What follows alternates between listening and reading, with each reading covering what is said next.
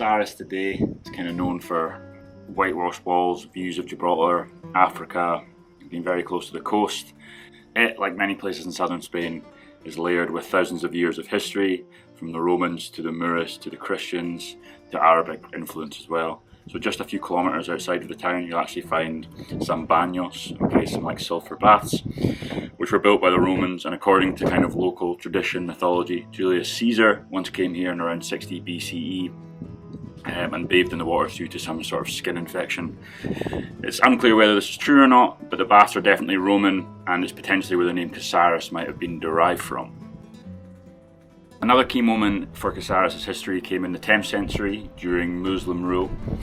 The castle at the top of Casares was built during this period as part of a kind of wider network of defensive strongholds across the region. Casares became a kind of fortified Moorish village laid out along the hills for visibility and protection, which explains the kind of steep climbs and narrow winding streets that we still see today. In the late 1400s, during the final phase of the Reconquista, Casares was actually captured by the Christian crown of Castile, and like elsewhere in southern Spain, the local mosque was converted into a church. We saw the exact same thing in Cordoba. The big mezquita there was once under kind of Arab rule, and then they built a church kind of on top of it. During the 19th century, Casares saw more conflict during the Peninsulan War, when fighters from the area resisted Napoleon's invading forces. One of the town's most significant figures is Blas Infante. You'll see his statues all over the town, quotes from him. He's kind of known as the father of Andalucían nationalism, and he was born in Casares in 1885. He was a kind of key thinker, poet, and he pushed for cultural recognition and self-government for Andalucía within Spain. When the Spanish Civil War broke out in 1936, Infante was arrested and executed by Franco's forces near Seville, and today he's officially recognised as the father of the Andalucían homeland. They actually had a big celebration for his birthday whilst we were here. And during the war itself, Casares was initially held by the Republican forces, which are the forces that were against Franco, and then it was eventually captured by Franco's army in 1937. And like many rural towns, the aftermath saw kind of repression, silence, what's known as the White Terror, with families affected for generations. It's a kind of quieter part of the town's history that's obviously not celebrated like other parts, but it's still important, and you can still see a lasting influence today. Like, for example, when the president of Andalucía was coming to speak about, Blas Infante and the history of Andalucía, he's from the right-wing party here in Spain, and the locals were telling us that they were going to throw tomatoes, throw fruit at him and stuff like that. So there's still this lasting legacy of kind of a rejection of authority. Reminds me of Glasgow in some ways.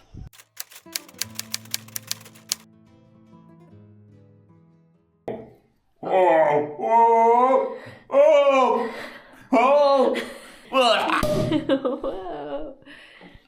Uve Massana de Barcelona. Hola! What are we doing? We're doing tapas tour. Tapas tour means tour of tapas. Believe it or not. Maybe 7 places we got on our... We'll see. So we've already been to Los Claveles Tortas for fritas. breakfast. So, happy birthday! Gracias.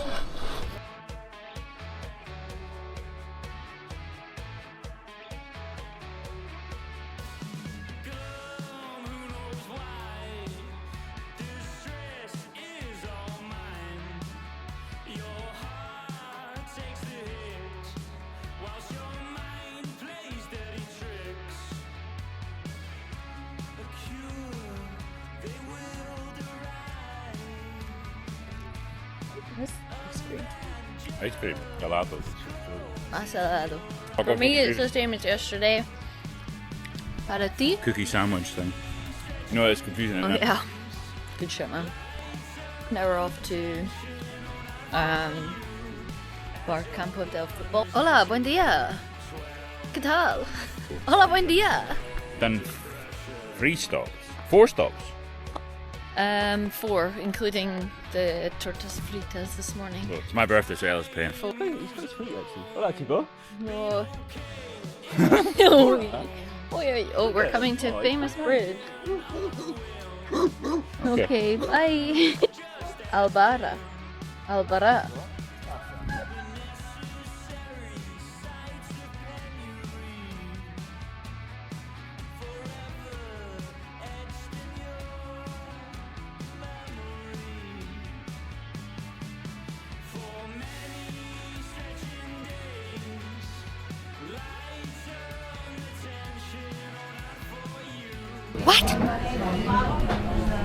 That's tuna.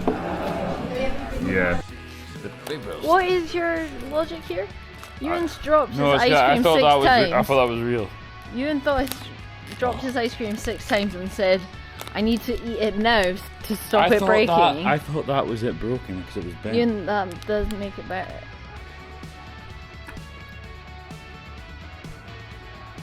Fucking swipe.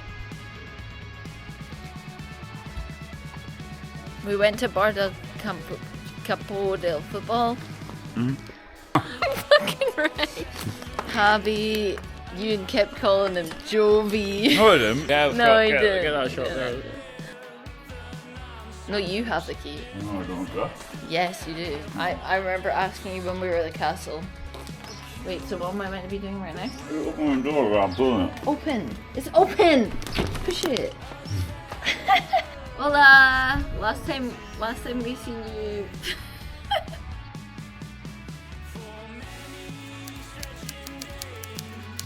Okay, so as was probably pretty clear in those clips at the end of the tapas tour, we didn't get much food for the rest of the night. We went back out.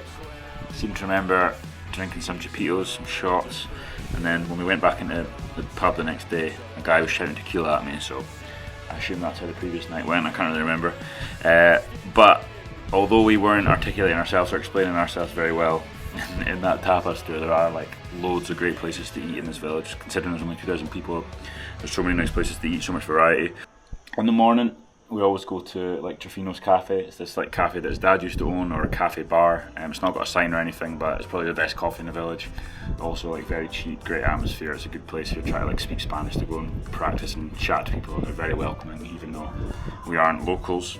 Although Haranas, which was previously on the square, is closed, Taberna Casares has opened recently as like a replacement in the same building.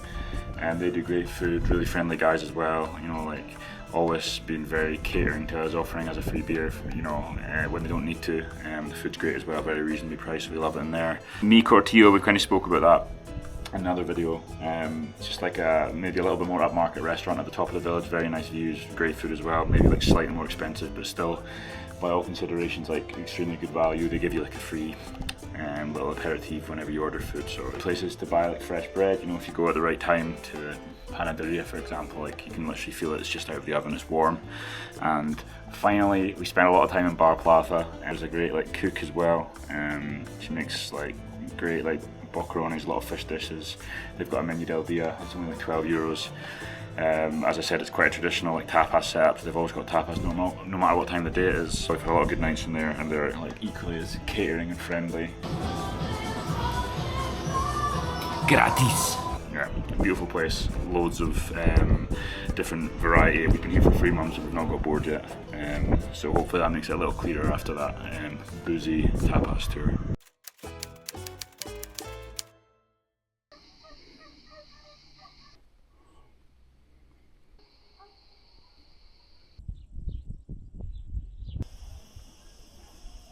So we're going on a little hike, and we need to get across this. There's crazy jumping lizards or tadpoles or something. So Elle's gonna run up and we'll see if she makes it, okay? Yeah! I'll edit it to make it look a lot bigger and deeper. I'll put crocodiles in it. Look at that, man. There was a fucking frog in hole, man! Now we've got to do this one. Even bigger, man. I'm scared, man.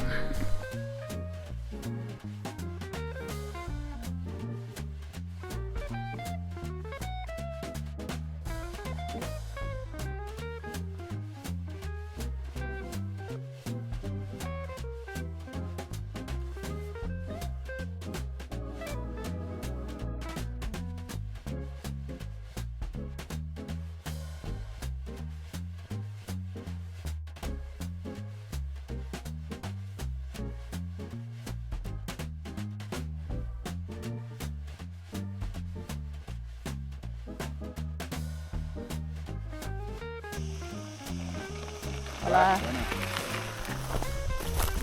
Hi, dog. You're sweet. Boy. Who's a good boy? What are we doing? Fuck off. What are we doing? Fuck off. We're going to the rolling baths. But we walked all the way down this fucking hill. There was 2 crazy dogs, so we're having to go back up and the long way.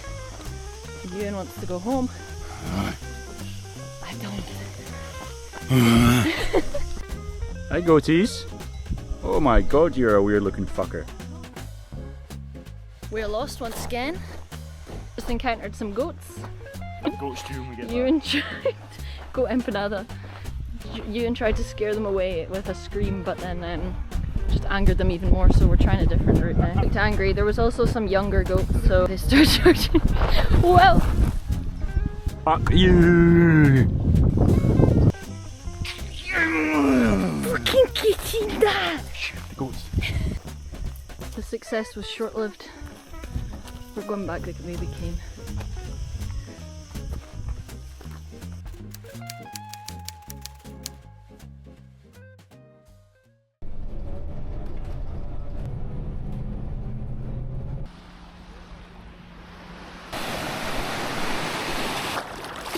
Woohoo!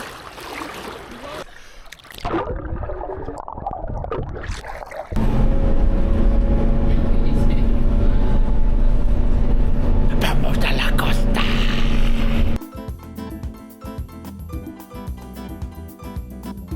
Okay, so although Casares is like this picturesque village in the mountains with access to all these like walks, all these hikes, all this nature, wild animals, it's also extremely close to the coast, right? You can drive down to the coast in probably like 10 minutes.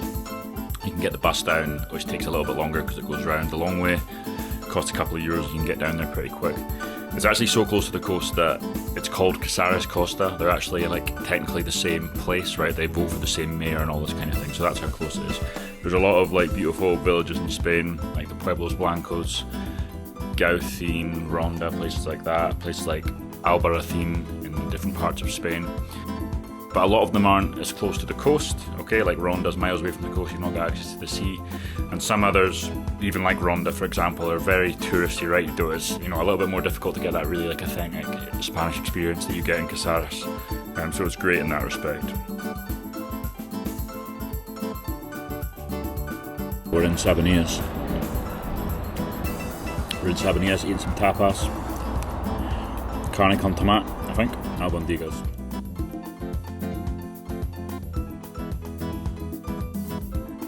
Although we spent a good amount of time on the coast over the past few months, we do much prefer life in a village, right? I like the freshness of the sea, being able to cool down, and being able to get my pasty skin into the sea and cool down from this searing heat, especially in July. But me and Ella have realised that we actually love life in the village and we prefer life here rather than the coast.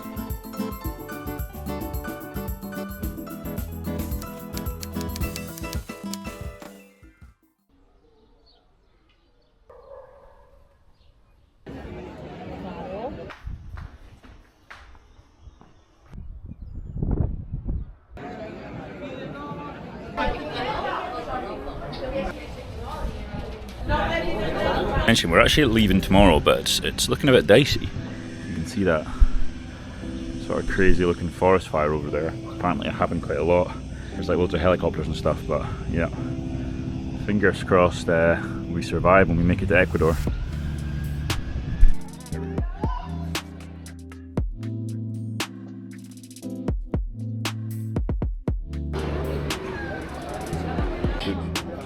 Oh yes. Oh yes. ¿Cuál es el mejor pueblo del mundo? Casares. Casares. What's your favorite thing about Casares? La gente. La gente. ¿Cuál es el mejor pueblo en el mundo? Casares.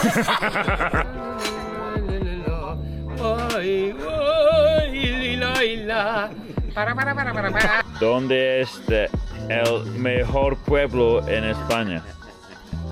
Casares. ¿Cuál es el mejor pueblo en España? Casares.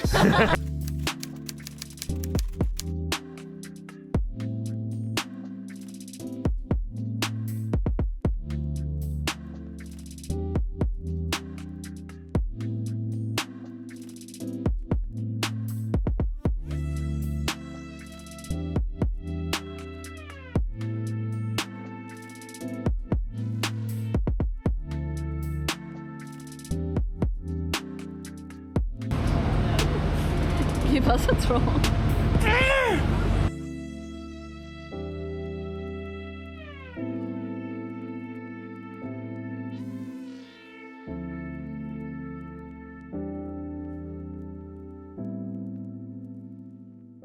¿Qué pasa, Tron?